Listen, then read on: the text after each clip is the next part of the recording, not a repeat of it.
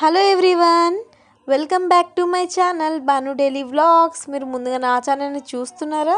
అయితే ప్లీజ్ చిన్న లైక్ ఇచ్చి నా ఛానల్ని సబ్స్క్రైబ్ చేసుకోండి. ఈరోజు నేనైతే పాస్తా ప్రిపేర్ చేస్తున్నాను. బికాజ్ డైలీ రొటీన్గా రైస్ కర్రీ తిని బోర్ కొట్టింది.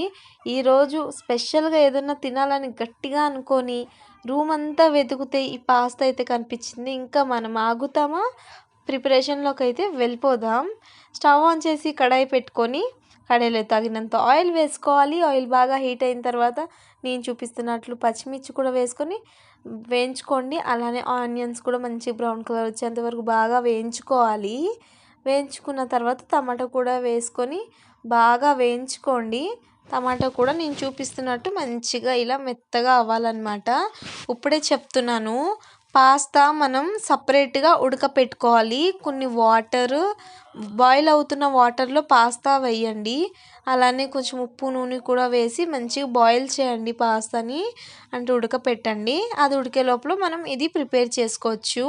ఇంకేంటి, టమాటా కూడా ఉడికింది కదా, మంచిగా మగ్గిన టమాటా కూడా దాంట్లో ఉప్పు కారం సోయా సాస్ అయితే నేను బ్లాక్ సోయా సాస్ అయితే యాడ్ చేసుకున్నాను.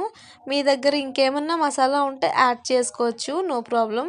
ఇంకేంటి, 90% ఉడికిన పాస్తాని దీంట్లో వేసుకొని మంచిగా ఫ్లేవరు టేస్ట్ పట్టేటట్టు మంచిగా నేను చూపిస్తున్న విధంగా మంచిగా కలుపుకోండి. 2 minutes మీరే చూడండి నేను ఎలా కలుపుతున్నానో. అలా కలిపితే కలర్ అయితే చేంజ్ అవుతుంది.